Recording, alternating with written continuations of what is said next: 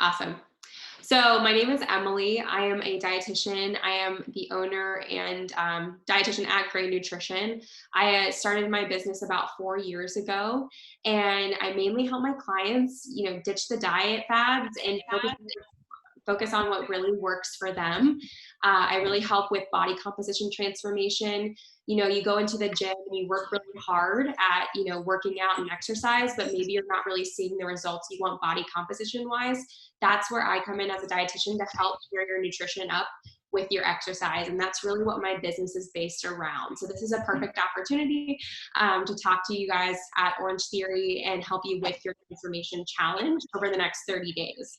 So we're going to go ahead and get started, and I'm going to share my screen with you. And what we're going to do is we're going to go through your InBody results first. And I really want to dive in to talking about what your InBody results mean so you guys can understand that fully.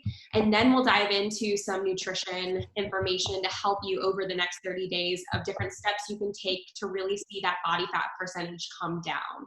So everyone, if you can get your InBody results out and have them on your phone or up on your computer screen or in front of you, that would be extremely helpful as I go through that first initial part of my presentation.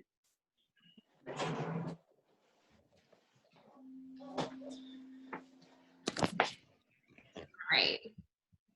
Can you see my screen? Okay, awesome. Yes.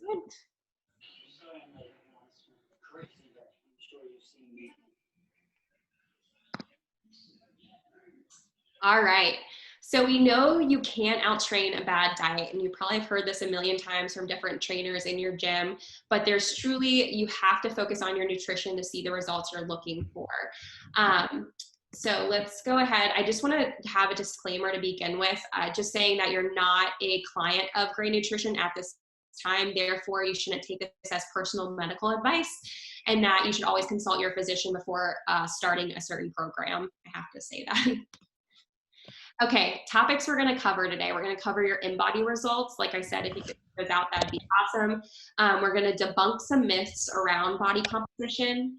We're then going to go into 5 tangible steps. On my Orange Theory thing. Okay. Good. Can you hear me? Yep. Everyone, if you wouldn't mind just muting while Emily's presenting, that would be great. Thank you. It's a live feed right now.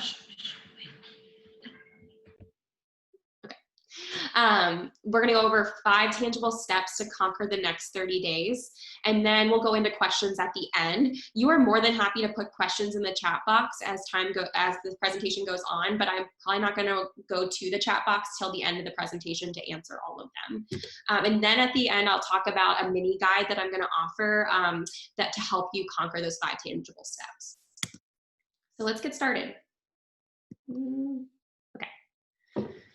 So your InBody helps determine how internally healthy you are. It gives you your weight, but not only your weight, but your body fat percentage, your body fat mass, your skeletal muscle mass, your segmental lean analysis, and your basal metabolic rate. And we're going to go through each of these and talk about what they mean. So what determines your overall weight? And there's a lot of factors in this, but there's 3 main factors. One is your hydration status. How much water is in your body at this point in time when you weigh yourself? What is your dry lean mass? And this is basically everything in your body besides fat and water weight. So this is your bones, your tissue, and your muscle mass, all in combination. And then it's your fat mass, and that's pretty self-explanatory. It's how much fat is in your body, and all 3 of those make up your total weight. What is your body fat percentage? Your body fat percentage is your amount of fat you have divided by your total body weight. So if your total amount of fat in your body, let's say, is 20 pounds, and your total weight is 140 pounds, that equals your body fat percentage, which in this case would be 14%. So that's what basically your body fat percentage is telling you, how much fat over what your total weight is.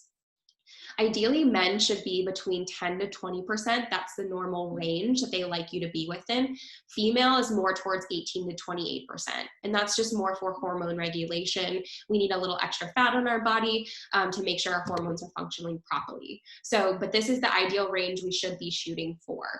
That doesn't mean you're failing if you're above that range, but it does give you just an idea of what a normal range looks like.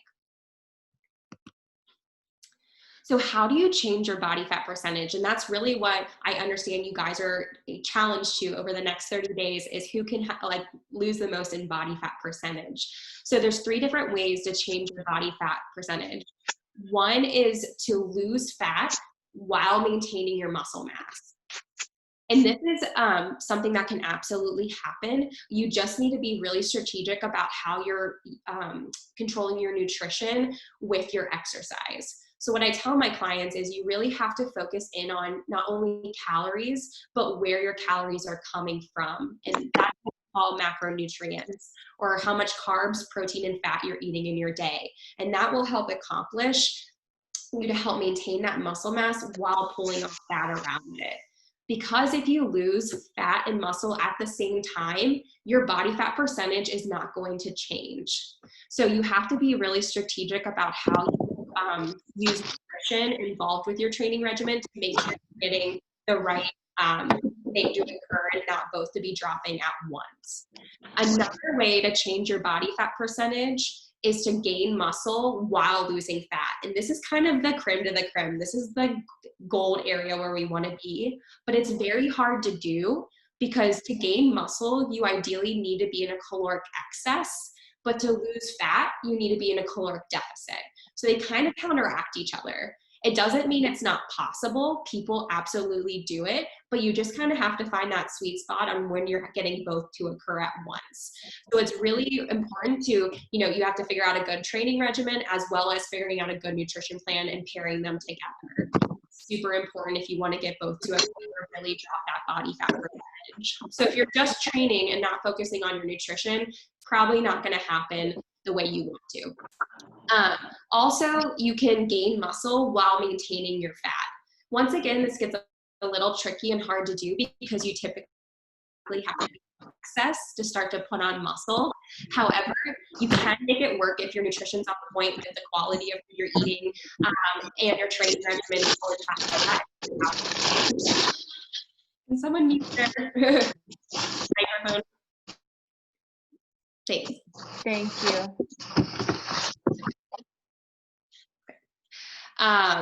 So these are the 3 different ways that you can manipulate your body fat percentage. I would say most people are in the standpoint of that they have adequate muscle mass, but they need to be trying to lose fat around that muscle. And that's like the first one I talked about. And that's really what I help my clients with. Okay, let's focus on calories. Can someone please mute their microphone, please?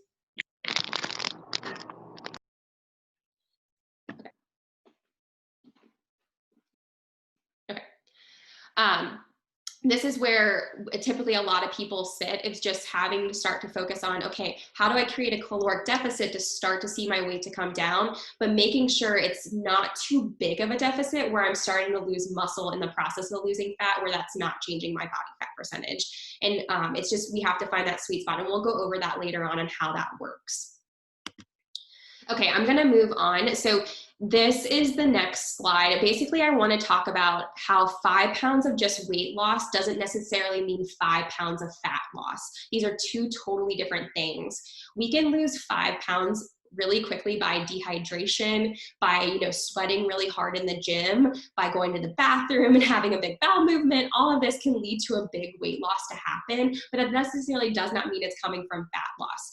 So what we're really seeking here is pure body fat loss, and that takes time. It doesn't take a week, it doesn't take 2 weeks. It's gonna take a month, 2 months, 3 months to really see pure body fat come off. But that's what you want. You want slow and steady, because if you're doing something so drastic where you're pulling off weight extremely quickly, it could be coming from the wrong places, aka muscle, which is what we don't want to be losing, because muscle mass is the main driver behind our metabolism. And I don't know about you, but as we get older, especially as women, our metabolism starts to slow down. And I don't want to be losing muscle in the process of losing fat. because therefore my metabolism is just going to start working more and more against me, and it's get harder and harder for me to sustain that weight loss I just had. So what we really want to be making sure we're doing is, like I said, pulling off pure body fat and not muscle in the process. And that comes with slow and steady weight loss. That doesn't come with 5 pounds in a week or even 5 pounds in 2 weeks. It's that kind of pound a week that you hear that you want to see to come off consistently. Okay. Slide. Okay. Skeletal muscle mass on your InBody basically means the muscle that is connected to your bone. This is the muscle that you think of when you're working out in the gym. This is your quads, your biceps, your triceps. This is the muscle that we can actually build in our body. So when you think of skeletal muscle on your InBody test, this is the ones that you're working out in the gym. And we know that skeletal muscle mass is so important for long-term health and achieving ideal body composition. So we know that skeletal muscle mass helps to combat obesity. And like I said before, the more muscle you have, the higher calorie burn your body is going to have, or the higher basal metabolic rate, or how many calories your body burns just at rest. So the ideal here is that, like I said, we're maintaining, if not gaining muscle over time to help our body be more metabolically efficient and fight off that obesity. Second, it helps to combat disease. And that's not only like type 2 diabetes and heart disease, it's also in trauma, in like a car accident, in a traumatic brain injury, in, times of illness or inflammation. Our body requires more protein to heal. And so the more muscle mass you have, the better your body will combat all disease, like autoimmune disease states, inflammation, like I said, traumatic events. If you have more muscle mass, it's just very helpful in those scenarios. And we're prone to more diseases as we continue to get older. So it's that much more important for you to continue to maintain, if not gain muscle, as you get older. And we tend to do the opposite. We tend to start losing our muscle mass. So it's great that you guys are all involved in Orange Theory and continuing exercises that really help to maintain muscle. It's just so helpful as we continue to get older. So it also allows for stronger bones. Once again, prevention of osteoporosis, injury. The more muscle you have, the better off you're going to be from that standpoint. And then lastly, it helps lower risk of type 2 diabetes. And that really coincides with the whole calorie burn. The more muscle mass you have, the higher your calorie burn, the less fat than you would be putting on, likely because your body's working for you in that sense, leading to less not as much insulin resistance than if you don't have as much fat. So helps to lower your risk there. Myth number one I want to talk about is, I get this all the time, muscle weighs more than fat. And honestly, that's not true. 15 pounds is 15 pounds. However, muscle is more condensed and sleek versus fat. Like you saw in the fat model I showed on the other side, it kind of looks all conjumbled and big, versus muscle's a lot more sleek looking. And so you can be thinner at a higher weight because you might have more muscle mass. So someone could be 145 pounds and be 15% body fat, or they could be 145 pounds and be 35% body fat. Truly, the weight does not tell you, like I said, how healthy you are. It's more based off of that muscle mass versus fat mass. And muscle definitely has a more sleek look. You can lean out and tone up with a higher muscle mass and actually being a higher weight. Your segmental lean analysis on your InBody test shows your muscle into certain segments of your body. So you'll get a reading for your right arm, your left arm, your abdominal, your right leg, your left leg. You want these to be equal with one another. So if the percent in your right arm is like 89% and the percent in your left arm is 95%, you see an inequality there. That likely means there's some type of inflammation, injury, or lack of strength in that extremity that is lower. So really what I would like for you to do, if you see a lot of discrepancies in your segmental lean analysis on your InBody test, is to go talk to one of the trainers at Orange Theory and tell them that, and they can probably give you exercises and things to work on to increase that strength in that certain extremity that is kind of lacking versus the other one. Because if you keep them still unequal over time, you're more prone to injury because of those discrepancies. Okay, so another myth I hear is that muscle turns into fat, and this is not possible. Your muscle can't Pretty physically fast because I'm in that transformation challenge with Orange Theory. turn on your off your methods. Um, okay. Okay, so it is not possible for muscle to physically turn into fat. It is possible though for you to start to lose muscle and start to gain fat. And I'm going to talk about what's happening here. So once again, as we get older and life gets more stressful and we might start having kids, we work a full-time job, our hormones start playing against us. I'm going to kind of talk about, perimenopausal, menopausal age. We start to see that, we're not eating the same, maybe we're not exercising the same, and therefore our muscle, we aren't using our muscles as efficiently as we used to. And because we're not doing that, our muscle mass starts to decrease down. And like I said, when your activity level drops, your muscle mass drops, your metabolism drops, specifically your basal metabolic rate, which is how many calories your body burns just at rest. And therefore, if you continue to eat the same as you always have, because why wouldn't you? You're not knowing this is occurring internally. Your body will easily put on weight because you're likely in a caloric surplus. This leads to small amounts of weight gained over years and years and years. So maybe you start to see every year you're gaining 5 to 10 pounds, and you're like, what is happening? I don't feel like I'm changing anything crazily different. But it's more the fact that you probably haven't sustained that muscle mass there. Also, you are getting older, things are changing, there is things out of your control, but a big one is that muscle mass. And you have to remember that in your mind that, okay, I haven't been working out the same, I haven't been eating as well as I used to because life's gotten crazy. Therefore, I probably need to reevaluate my nutrition and my training regimen to understand I maybe need to improve that, or maybe I need to accommodate my eating to be less because I'm not working out as much anymore and likely my metabolism is not working as efficiently. Maybe reflect on that a little bit and say, what really has happened over these last 5 years that this continues to happen, and adjust your nutrition accordingly as well as your workout regimen. Maybe you need to get back in the gym and doing more resistance training and not just walking because we need to rebuild back up that muscle mass. What can you do to make it better in this scenario? Because this is a vicious cycle that really starts to happen as we continue to get older. Okay, like we just talked about, your basal metabolic rate is how many calories your body burns at rest, and that is the number on the bottom of your InBody test. And like I said, this is the minimum number of calories your body needs. So if you're eating well below this amount, you're doing yourself a disservice. You should be eating at least at this amount because this is, like I said, what your body needs just at rest, not including your daily life activity or your exercise on top of it. And this is really determined, like I said, based off your lean body mass or how much muscle you do have. So let's dive into, once again, another myth. I get this all the time. My metabolism is so slow. And like I said, this is true. It does slow down over time. But like I said, it's not magically slowing down. There's probably variables affecting this. And one variable we can control is our nutrition and our exercise to help it out. Okay. So 4 ways that our body burns calories. So obviously we talked about our BMR, which is our foundation. That's how many your calories your body burns at rest. Then we have our NEAT, and our NEAT is our non-exercise activity thermogenesis. This is a very fancy way to say the whole 10,000 steps fad. What are you doing in your activities of daily life outside of exercise to stay active? And I think a lot of us discredit this, and we think, oh, I worked out today, I don't need to get up and move very much, already burned my calories.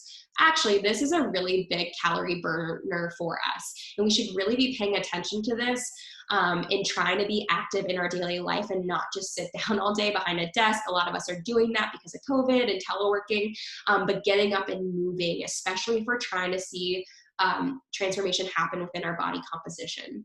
So I really recommend to my clients, I don't think you need to start out at 10,000 steps a day. That could be completely unrealistic for you. But if you, let's say you track and you're at 4,000 steps, maybe you try to increase by 1,000 each week.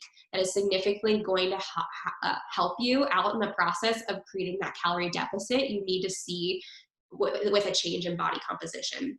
Secondly, is our exercise, and that's your Orange Theory workout. That is you actually allotting time throughout your day to go and do a 30-minute to 60-minute exercise that gets your heart rate up, or you're doing some resistance training to overall get a calorie burn. That obviously is creating a calorie deficit for you, as well as your thermogenic effect of food. And this is the amount of calories your body burns when digesting food. And honestly, in science, it has shown that higher protein foods, when digested, burn more calories than carbs and fat. And so when you do eat a little higher protein of a diet, you will see a little bit more calorie burn. Is it significant? Not necessarily, but does it make a difference? Absolutely. And we know that protein is really important in our diet anyway, because it helps with satiation. It helps with making us feel full for a longer period of time. It helps with blood sugar regulation. It helps maintain our muscle mass, which we've already talked about how important that is. So it doesn't hurt to eat a little higher protein of a diet anyway, but and two, if we can get a little bit more bang for our buck out of it from a calorie burn standpoint, I'm in. So those 4 areas are what are creating your deficit throughout the day. So if we do an example, let's say your BMR is around 1,500 calories. Let's say you burn about 300 calories through your NEAT throughout the day, that's 10,000 steps. Let's say you exercise, and that's about 250. And let's say you eat a little higher protein of a diet. Well, your total daily energy expenditure then would be around 2,150 calories a day. Obviously, this changes day to day. This is not always going to be 2150. You don't know that. There's so many variables that affect this, but this is an estimation. If we want to create a deficit off this, I recommend to my clients subtracting about 300 to 500 calories from their total daily energy expenditure to get what they should be eating per day for fat loss or weight loss to start to occur. Is there a way to determine these exact numbers? No. And there's not, unless you're in like some scientific lab and they're running tests on you. So how do we do this? Well, there in the mini guide I'm going to give you at the end, I give you a website I use specifically to calculate your BMR, as well as you times your BMR by an activity factor, which has been certain scientific equations have gone into this for you to times this by based off of how active you are. And that's going to give you an estimation of what your total daily energy expenditure should be. And that way you can calculate on your own where you need to be at in a deficit to start to see progress. So you will get that in the end with my mini guide. And I think that will really help guide you if you're interested in learning how many calories a day should you be eating to start to see progress occur. Okay, so what are 5 tangible steps you can do over the next 30 days to start to see progress? And this is what I would do if I were, a part of the 30-day transformation. Number 1, I want you to ditch the diet mindset. I want you to know you don't have to be all or nothing to see results. You don't have to go crazy into a diet and cut out everything, restrict yourself from everything just to see results. I promise you, you don't have to do that. You don't need to be intermittent fasting. And I'm not downing intermittent fasting. If you like to do it, please, by all means, do it.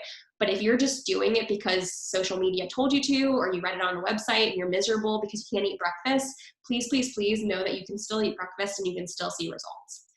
You don't need to be doing low carb, keto, Whole30, paleo, or vegan. If this is your diet preference, by all means, like I said, please do it if you feel comfortable in it. But if you're doing it just to see results and you are stressed, you are miserable, and it's not sustainable for you, you don't need to do it to see results. And I promise you that.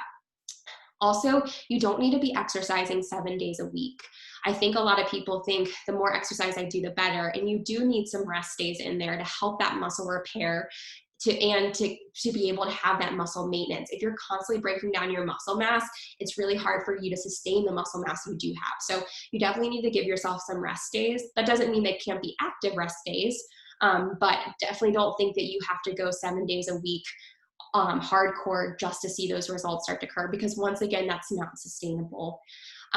Lastly, you can have alcohol, desserts, and fun and still see progress. And I promise you that you just have to learn strategically how to fit them within your day and that calorie allotment to still push progress. And 2, you have to understand that one meal doesn't make you gain weight, just like one meal doesn't make you lose weight. And so it's the inconsistencies after these moments that lead to weight gain. So just because you went out on a Saturday night and had 2 glasses of wine and a scoop of ice cream doesn't mean all of a sudden you put on 3 pounds of body fat. It is the inconsistency leading up to that and after that, that's what causes the weight gain to happen and the lack of progress to occur. So what I don't want you to feel like is you can't have fun. You can absolutely do it. You just have to be strategic about it. And lastly, fast weight loss doesn't equal a successful diet plan. And I think a lot of people correlate those together. Oh, if I lose 5 pounds in 1 week, this is being super successful. And like I said, 5 pounds doesn't necessarily mean 5 pounds of body fat. So I really want you to take that thought out of your mind and know slow and steady wins the race in pulling off the right type of weight.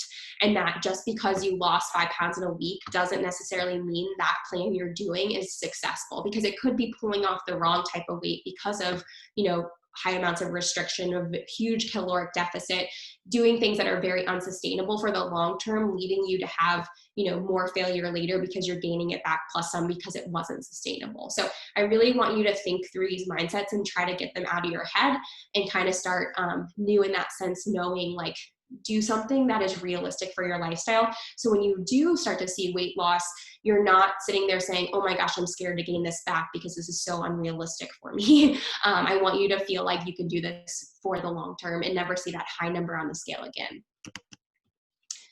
Second, I want you to prioritize protein. And we've already talked about this a little bit, but I definitely think you should calculate your protein needs of what you should be eating per day.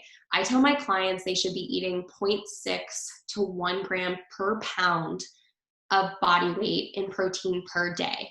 Do you have to be at an exact number? Absolutely not. I want you to be in this range. So if you can calculate this and try to plug this goal into like MyFitnessPal or Lose It and try to hit it on a consistent basis, I think you'll be surprised at how much it helps you. Not only in energy levels, but like I said, satiation, how full you feel after meal times if you're including enough protein, as well as seeing progress in body composition. I think a lot of us undereat our protein and we don't realize how beneficial it can be to us, especially if we're trying to change our body composition. Next, to be able to hit your protein, you have to have protein sources on hand. And I think one of the best ways to do that is to bulk cook. And what I mean by that is prepping up one protein item and being able to pull it in multiple different directions throughout your week. So for example, chicken is a very versatile lean protein source. You can pull it in multiple different directions. So one thing you could do would be like a chicken taco bowl, a chicken stir fry bowl, and a chicken Caesar wrap throughout your week. But if you prep that one thing of chicken up on the weekend, you already have that component ready to throw into those dishes, and it's helping you hit your protein goal. And two, you don't have an excuse then of why you didn't get protein in at that mealtime because you have it there ready and on hand. So if I can recommend you do anything, try to start doing a routine of prepping a protein source up on the weekend, like 1 to 2 pounds of chicken you can use throughout the week, or ground turkey, pork tenderloin, sirloin, all that's great options just to make sure you're always hitting that protein goal. Lastly, you can stock your pantry as well for snack time with more protein dense items. Some of my suggestions being like dry roasted edamame is a great option. Those 2 good Greek yogurt cups, you've probably seen that brand at the grocery store. Hard-boiled eggs are great. I could give you a list beyond list. And actually, I do give you a list in the mini guide at the end of this. And so if you're trying to think of, oh gosh, what protein sources can I keep on hand besides just chicken? I will give you insight into a whole grocery list at the end in that mini guide to help you hit your protein goal. Step 3, I want you to focus on these 4 components at mealtime. So we always want to have a healthy carb on our plate. And this is what we call complex carbs, or carbs more higher in fiber. So we know that fiber is crucial for heart health, bowel movements, making us feel full, helping our blood sugar regulation, overall just really great for weight management. So we definitely want to be including more of those high fiber carbs in there, and that's going to make up a component of our plate. Another component is going to be healthy protein sources. Once again, we know protein really helps with making us feel full, regulating our blood sugar, helps support our muscle mass, very crucial. Next, we have healthy fats. We know healthy fats help to absorb those fat-soluble vitamins, keep our skin healthy, support our hormones, which is really crucial. And then lastly, we want half our plate to be fruits and vegetables. And we know these are very high in antioxidants, once again, very high in fiber, helping with that blood sugar regulation and then satiation factor. So having all these components at a mealtime is extremely crucial for success with weight management.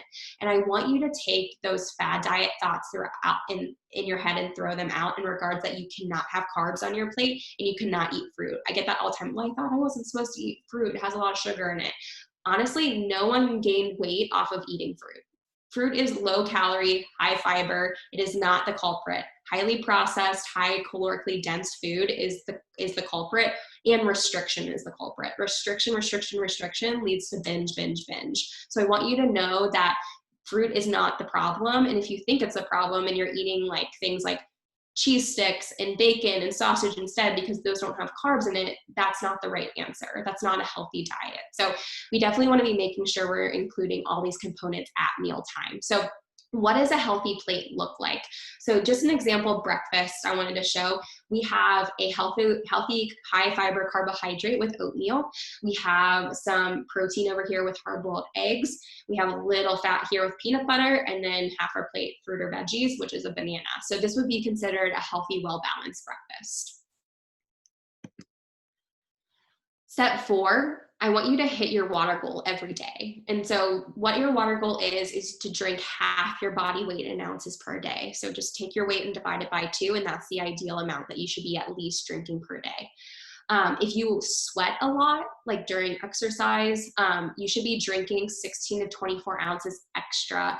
I say per pound lost during exercise, because if you were to weigh yourself pre-Orange Theory and post-Orange Theory, you probably would see you lost some, water weight while in the gym because you sweat a lot in there. And per pound, you should be drinking 16 to 24 ounces. So that's, a lot of water per day. Let's say that my minimum 70 ounces, because that's half my body weight, then I sweat a bunch, I'm adding 16 more on top of that. Also too, we know dehydration causes tiredness. And I think a lot of people look past this. They think, ooh, why don't I have energy throughout the day? I just feel so tired all the time. I think a lot of us discount how dehydrated we all are. We probably all are dehydrated right now. And so I really recommend looking to hydration first as the answer versus caffeinated beverages or snacking a bunch to try to get your energy level back up. I think we always seek that first. Oh, I'm just going to go pour myself another cup of coffee, drink a sweet tea, have a soda to get my caffeine in to wake me back up. But in all reality, we probably need another 3 to 4 glasses of water. So definitely be focusing on your hydration throughout the day. Step 5, I want you to get off the scale and stop the mental failure. I get this a lot with my clients. They eat so well on Wednesday, and Thursday they step on the scale and they're like, oh my gosh, my weight is up. What the heck? I ate perfect yesterday. The scale is not going to reflect how you're eating that day before, let alone it's probably not going to reflect how you ate 3 days before. So you can't rely on the scale to really tell you your true progress. Honestly, the best gold standard is you relying on that InBody test, because that's internally telling you your progress versus just the scale, which is skewed by so many different variables. So if I were you, I'd probably either 1, get off the scale, or 2, if you're okay with it, weigh yourself daily and just understand it fluctuates and that you're looking more at a trend over time. I do want to touch on a couple different variables that affect your weight, because I think it will really help you understand the scale. So hydration, hormones, sodium intake, carbohydrate intake, medication, stress, all that's going to affect the number on the scale. I do want to touch on carbohydrate intake. So a lot of times I see people are like, oh my gosh, my friend went low carb and she lost 5 pounds in a week. Holy moly, low carb's the answer. And yeah, that's probably true. She probably did lose 5 pounds in a week because she probably lost a lot of water weight. So we know carbohydrates make up our muscle with glycogen, and glycogen basically loves water. So per 1 gram of glycogen, we hold 3 grams of water weight on. So when we go low carb, that means our glycogen starts to be depleted. And what happens is water weight starts to quickly come off. Hence why the scale moves extremely quickly when you go low carb. What happens though is low carb tends to be unsustainable. And, you know, a week or two in, what do? You're like, well, you know, on Saturday, I'm just going to have a burger and fries and a milkshake because I've done really good for 2 weeks and I'm sick of this low carb stuff. And you do that, and what happens on Monday? You weigh yourself and you're up like 3 to 4 pounds, and you're like, it's the carbs, the carbs are the bad thing. Oh my gosh, they made me gain so much weight over the weekend. And yeah, they did gain weight. You did gain weight, but you didn't gain fat. It's water weight. There's no way you gain 3 to 4 pounds over the weekend of pure body fat.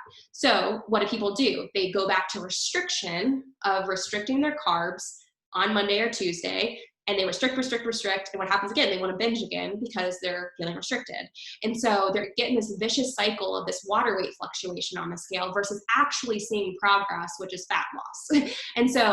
And the way to see fat loss is to be consistent with a nutrition regimen that works for you. And it takes time, but it's worth the time if it works for you because you have figured out how to do it within your lifestyle, create consistency, and never then see that high number on the scale again. So if I can tell you anything, when your neighbor who loves to do low carb comes over and tells you she lost 10 pounds in 2 weeks and you're jealous of her, know that the right way to do it is to see slow and steady weight loss over time. And that's probably not telling you the clear picture. Also, I'm not discounting low carb definitely can equal fat loss. You just have to be able to sustain it for a longer term, which tends to not happen if it's too restrictive. So I'm not discounting low carb. It absolutely can work, but I'm just saying if it's unrealistic for you, probably not the right answer. So there's my rant on that. So lastly, like I just said, fast weight loss does not equal fat loss, nor is it healthy for us or sustainable. And honestly, it comes down to, it's not about perfect, it's about effort. And when you bring that effort every day, that's where transformation happens and that's when change occurs. And so, like I said, you don't have to be perfect, you just have to create consistency, and that's just with bringing a little bit of effort in. So what we're gonna do now is I'm going to drop the link for my mini guide in the chat box. And you can click on it to download. It's free, it doesn't cost anything, but it's gonna help guide you through how to calculate your calories, your macronutrient needs, specifically your protein needs. And it's gonna help guide you into good protein sources to have on hand throughout your week and to like bulk cook and meal prep, so just to help you continue to hit your protein goal day in and day out, because I think that's gonna be really crucial over the next 30 days. And then lastly, I do offer one-on-one coaching. If you want to go more in depth with your nutrition, we can absolutely do that. My website is graynutrition.com, and you can go check that out. I have packages I offer on there, or you can even just DM me. I'm on Instagram at graynutrition, or you can even email me, emily@graynutrition.com. Any way is fine. I would love to talk to you, and I will answer any questions you have now. And I will also put that link in the chat box. So let me stop the share. Okay. We good? That was awesome. Thanks, Emily. And everyone, I'll share that link on the Facebook wall as well. So if you miss it in the chat, no worries. I'm gonna copy it over right now. Here is the link. Let me share this first and then you guys can pour in your questions. Okay, let me see. Okay, so are some fruits better than others to eat? Not necessarily. No, I think honestly it comes down to calories of the fruit and if you're fitting those calories within your day. So if you like bananas, eat bananas. If you like apples, eat apples. If you like grapes, eat grapes. But just be strategic about, are you, staying within a certain calorie range? If you are truly trying to change your body composition, I highly recommend looking towards the calories you're eating in your day.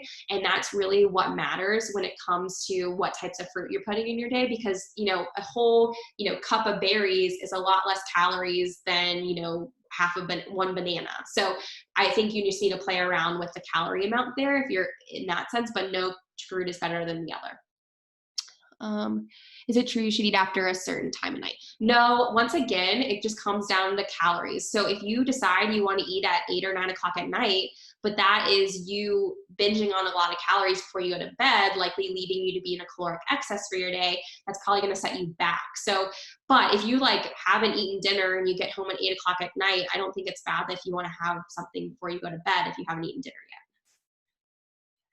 What are your favorite ways to make pasta healthy? a couple different options. I don't know if you've tried Banza pasta, but Banza pasta is a chickpea pasta. It's higher fiber, higher protein. So I would recommend that brand if you like to eat pasta. Also, you can look for like the Barilla high protein pasta, high fiber one. Another way is like spaghetti squash and zoodles are like one of my favorite options to do as a lower carb pasta. That would be like, you could do the Green Giant microwavable zoodles to make it extremely easy, or you could spiralize them yourself. You could also do roasted spaghetti squash, which you could eat a lot of for a very little amount. And that would be a great option to have with pasta sauce or like pesto or like a little Alfredo or something. Why do I still feel dehydrated when I consistently get over 100 ounces of water? I don't know. I would say that I don't know that answer off the bat. I probably have to ask you a lot more questions to that. But if you're exercising and sweating a bunch, if you're a heavy sweater, if you, are you drinking, caffeinated beverages that are making you pee a lot? That would be a question I would ask. Are you, yeah, that's hard to answer. I would have to dive a little further into that of why you feel dehydrated. Also, I would go off of like, the color of your pee. I think a lot of people, that kind of sounds a little intense, but if you can like look at your pee during the day and say, is it pretty clear, that probably means you're dehydrated. I'm not dehydrated, you're hydrated and fine. But if it's more darker yellow, you probably need to drink a lot more water.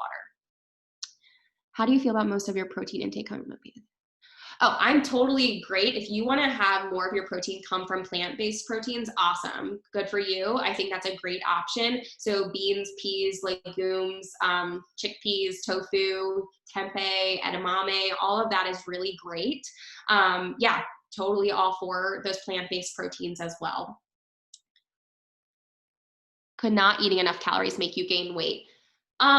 Not necessarily. I think there's a lot more to that question that needs to be asked. I would say if you are in such a caloric deficit, eventually that metabolism is going to slow down. Like I said, you're probably going to start losing that muscle mass in the process. And then actually your body's probably going to put on weight easier then, because you've lost that muscle mass there, and you're not keeping your metabolism working efficient for you because you haven't been able to sustain that muscle with, chronic dieting over time or restriction of calories. Therefore, yeah, you might gain weight easier because your metabolism is not working as well for you as much anymore. So I find that a lot with clients that have chronically created huge caloric deficits, and therefore their metabolism's kind of, really slowed down, and then they're easily putting on weight over time because of that. I need to start tracking my food, but I always struggle to remember to put it in the app. So one thing I talk to my clients about is using MyFitnessPal as a meal planning tool, not a log at the time, not a log after the fact. Use it before the day starts. So what I have my clients do personally is I tell them they should be sitting in bed the night before or the morning of and logging their day before the day starts. They should be asking themselves, what do I want for breakfast today? What do I want for lunch? What are we making for dinner tonight? What am I doing for my snacks? And they're logging in as much as possible before the day starts. Therefore, that's creating a plan for them. And when it gets in the emotion and the stress and the chaos of the day, they're not sitting there with analysis paralysis looking at the fridge or the pantry. They're like, nope, I created my plan already. I'm just going to go to my app. Oh, yep, these are the snacks I allotted for the day. This is what I'm grabbing out. And two, they know it fits within their calorie range. And I can't tell you how many of my clients have had so much success doing this, because they're like, wow, this takes out the stress of one, having to log it during the day or forgetting to log it. And two, it has given me a plan. And a plan, if you write things down, you are so much more inclined to do them. So, and I think that's the best strategy to using a app more than anything. And even if you start to use the app in the beginning without being accurate with your portion sizes, even just using it, like I said, as a meal planning tool and logging in there the food items you're going to choose without even looking at portions, like just put in the food you're going to eat that day, you're going to be that much more successful because you've made those choices before stress occurred, emotion occurred, and boredom occurred, and you just ate mindlessly. Should we eat only 3 meals a day? Should we eat every 2 hours? How often? Okay. So should we eat only 3 meals a day, or should we eat every 2 to 3 hours? How often you eat matter? No, but I wouldn't suggest eating like every hour. Like you're just going to continue to spike your blood sugar throughout the day, versus giving your body time to like digest over a longer period of time. And if you're creating well-balanced meals, you probably are not going to want to eat every 2 hours. If you actually are putting in healthy carbs with good fiber in them, protein, fats, your veggies, you're probably going to feel full for 3 to 4, if not more, hours to get you to that next meal or snack time. So I would evaluate your eating if you are having to eat every 2 to 3 hours of what you're actually including at mealtime. And you might be including a well-balanced meal, but then you might also not be eating enough. Sometimes we do that. We skimp out on portions thinking, ooh, I shouldn't eat that much right now. And then in reality, an hour later, we're hungry, versus it making that meal actually a meal, which is, 400 to 600 calories, to get you to a 3 to 4 hour window between meals and snack times. But I mean, I don't think it's the end all be all, but I do think you should evaluate what you're eating at mealtime if you find yourself eating every hour. What additional advice would you give to women who are breastfeeding exclusively, but trying to cut calorie intake to lose weight, baby weight, and to lose body fat mass? So this gets a little sticky because your body really wants to sustain some fat mass to help with breastfeeding. And so I think to understand that how important extra fat is to helping produce breast milk. So knowing that you might need to take a step back, especially if you want to continue exclusively breastfeeding, which I highly recommend. Breastfeeding is very important for babies. But I think that knowing that you might not get to your pure goal of all the fat you want to lose until you stop breastfeeding. And know it just slow and steady, and it takes time, and that, don't create a huge caloric deficit. Maybe you just don't even focus on calories right now, more focus on just starting to fine tune your nutrition, and start the process of just eating healthier, to see if you can't start to see some of that weight loss happen. But I don't think creating a huge caloric deficit at the time, because your body is trying to create that breast milk, which takes a lot of calories. So I don't think doing that right this instant would be a good idea, but we could definitely talk more about that. If you have questions, I'd be more than happy to discuss. Is it normal to have a 1% to 2% difference in your segmental lean analysis based on your dominant side, right side for right-hand people, for example, or could that cause injuries too? Yeah, a 1% to 2% difference isn't bad. I'm more talking like if you're seeing like 3 to 5 to 6% difference, I would be a little bit more concerned about that. And I think, like I said, the trainer is more someone you should be talking to about those discrepancies. But yeah, I wouldn't be totally concerned, especially if it's your dominant side. I think 1% or 2% is not very much. Any nutritional tips for women trying to get pregnant? So definitely making sure you're including enough fat in your diet, because fat plays a lot into hormone regulation. So sometimes when we tend to eat lower fat, we can cause some hormone dysregulation. So I would recommend really focusing on good fats, flaxseed, chia seed, avocado, olive oil, all that's going to be very helpful for you. I also too would evaluate, are you eating enough calories in your day? If you've been trying to diet or lose fat, making sure you're nourishing your body well is very important. We could absolutely talk further about that. There's a couple different strategies there. Also making sure you have a good prenatal involved. Also, there's different types of like maca powder and other things you could use to help with hormones. I could, like I said, talk further with you if you would like to discuss about that. Are protein shakes, smoothies good for a meal substitute? So yes, if you do them the right way. So one thing with smoothies is that I want you to have all those components, like I said, that need to be at a meal time in that smoothie if you're using it as a meal replacement. So you would want some type of carbohydrate. So let's say like fruit. You'd want some type of protein, so like a protein powder. You'd want some type of fat, so let's say like an almond butter or peanut butter in there. You'd want some veggies in there, so maybe like a handful of spinach, and then maybe you're using like a plant-based milk to blend it. Just making sure you're well rounding out that meal and not just like putting fruit in it, like a hot yogurt, and calling it a smoothie, and then all of a sudden you're hungry an hour later because it was just all carbs. So I would really make sure that you're making it a complete, well-rounded smoothie. Also, protein shakes, depending which ones you get, they might only have protein, like 20 grams of protein and like less than 5 grams of fiber, not fiber, 5 grams of carbs in it, that's not a complete meal. So knowing that you probably should be eating something with that protein shake. But some protein shakes are well balanced and have fat, carbs, and protein in them. So I think it just depends on which one you buy.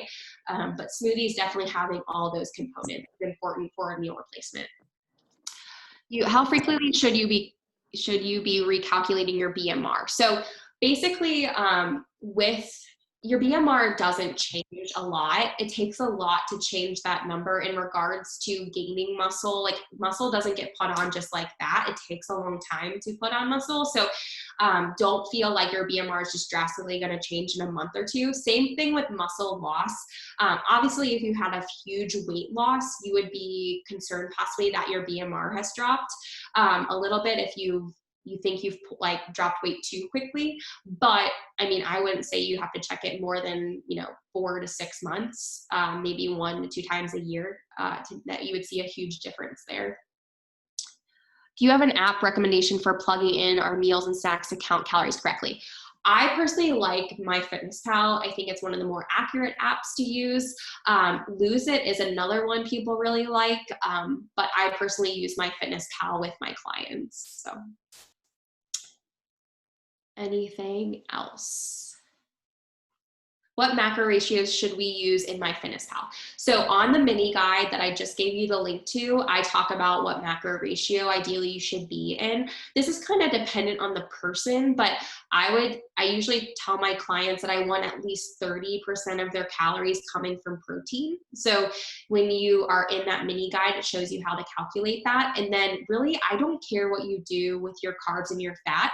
However, I typically have my clients eat about, anywhere between 35 to 40% of their calories coming from carbs and about 30 to 35% of their calories coming from fat. So somewhere in those ranges. But honestly, the protein is the big one that I harp in on my clients, and really carbs or fat is kind of your preference on, do you like to eat higher fat? Do you like to eat higher carb? What do you really enjoy doing? How does the InBody Scan calculate your metabolic rate?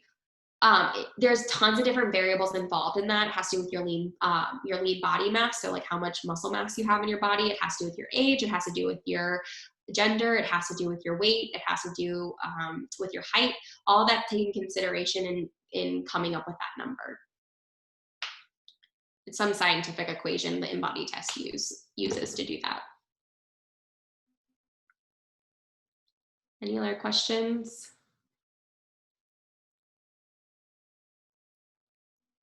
Do you guys want me to share the link again, or did you guys see it for that mini guide?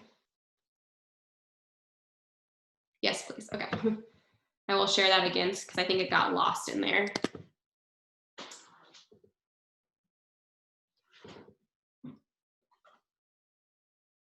And again, everyone, I can go ahead and reshare on the Facebook wall so that nobody misses out on the link. So thank you so much for having me. This was really awesome, and I really hope you enjoyed it and learned something. And like I said, if you have any questions, even if it's like a week or 2 from now, I would love to discuss. So don't hesitate to reach out. I'm always here to help. yeah, thank you so much, Emily. That was awesome and lots of good information. So Awesome. Thank you for the time. Yeah, thanks you guys. See you later. Thanks, everyone.